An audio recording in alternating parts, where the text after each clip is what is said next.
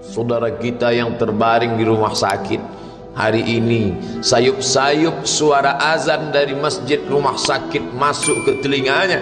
Dia menonton di televisi acara live solat Jumat, tapi saat itu dia hanya mampu terbujur kaku.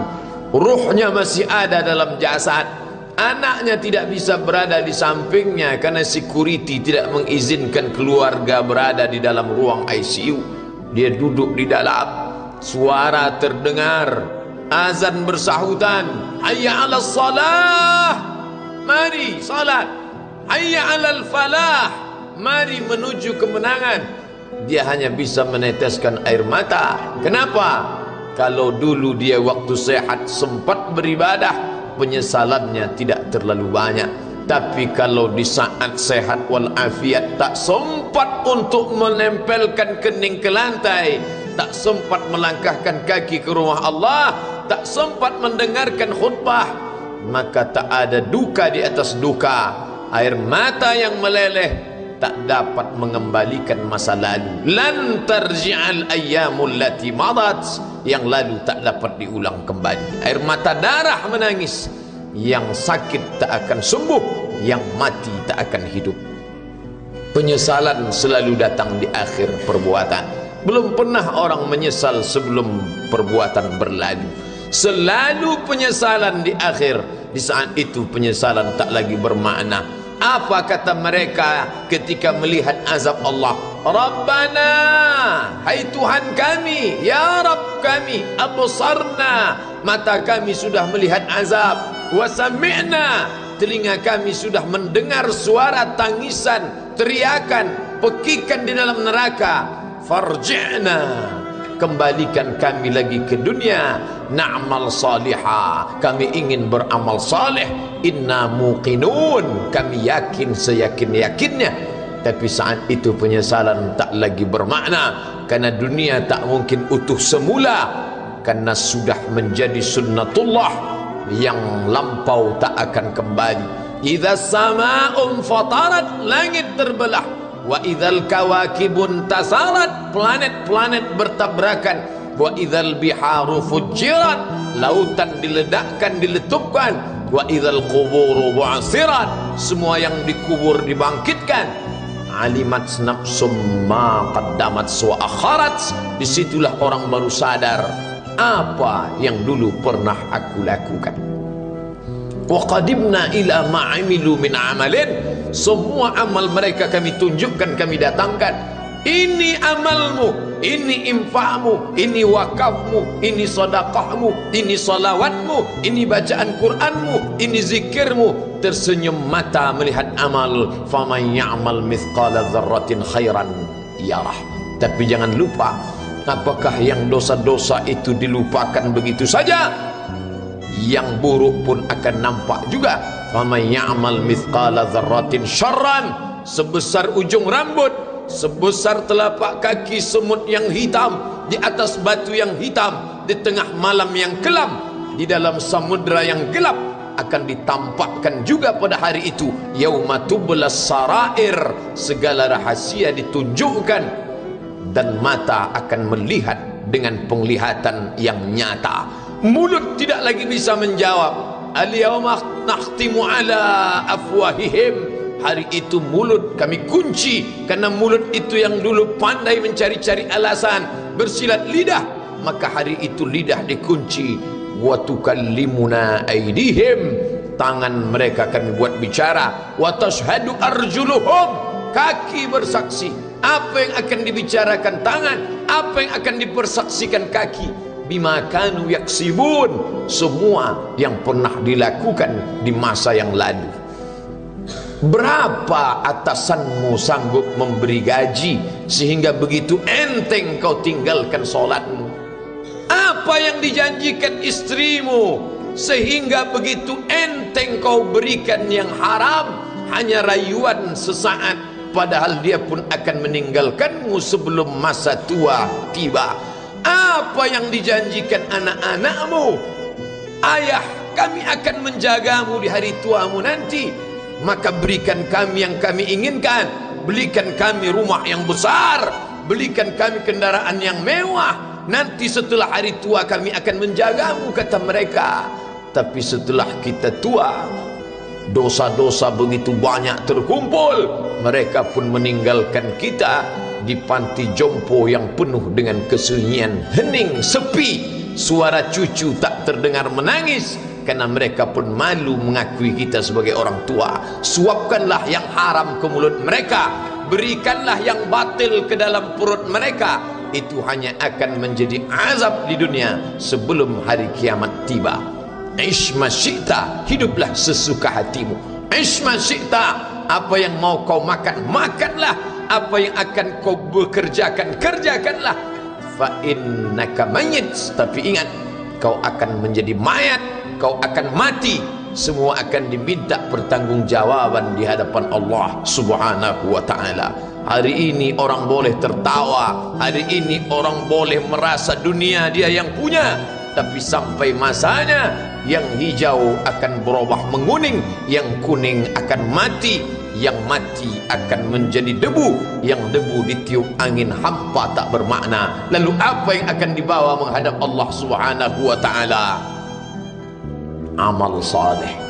Kalau pernahlah mulut itu membaca sepotong dua potong ayat sebelum berangkat bekerja, kalau sempatlah masuk ke kamar mandi mengambil air wudhu, solat sunat duha sebelum berangkat bekerja, kalau sempatlah ketika duduk dalam suasana santai membuka iPad lalu dibuka Quran digital sambil melihat beberapa ayat merenungkan maknanya mengingat mati, kalau sempatlah mulut mengucapkan subhanallah wa bihamdihi subhanallahil azim, kalau sempatlah anak istri dibawa ke masjid iktikaf mendengarkan pengajian, kalau sempatlah beberapa persen dari pendapatan itu dilimpahkan ke rumah anak yatim panti jompo masjid, kalau sempatlah beberapa meter tanah dibeli untuk pembebasan mendirikan rumah Allah, kalau sempat memberikan beberapa karpet untuk rumah yang selalu ditinggalkan, kalau sempatlah membelikan beberapa kilo beras untuk yatim piatu dan panti jompo,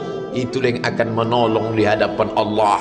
Adapun rumah besar dengan beberapa semen, dengan beberapa busi yang banyak, semua akan menjadi tinggal kenangan.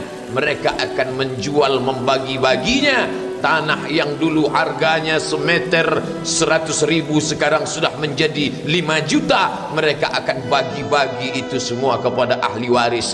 Lalu kita hanya membawa 3 helai kain tipis yang tidak berjahit, dan itu semua menjadi milik orang. Kalau dulu mereka kita didik dengan pendidikan yang baik, di tengah malam mereka bangun menetes air matanya, lalu dia berdoa, Rabbighfirli wa liwalidayya warhamhuma kama rabbayani shaghira.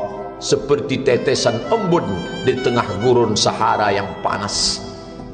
Kalau sempatlah mereka berdoa, Allahumma ighfir lahu warhamhu wa'afihi wa'fu anhu, maka mengalirlah air yang sejuk ke tenggorokan yang kering.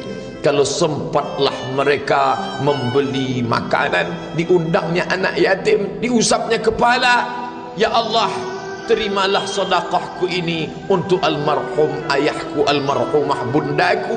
Aku tak dapat membalas budi baik mereka, ya Allah, mereka sudah mendahului aku. Maka akan mengalirlah itu sebagai perlipur lara di tengah alam barzah sementara kiamat tiba. Tapi kalau mereka hanya dididik dengan keduniawian, dididik dengan kemewahan, disumbat mereka dengan materi, tak pernah diingatkan pada mati.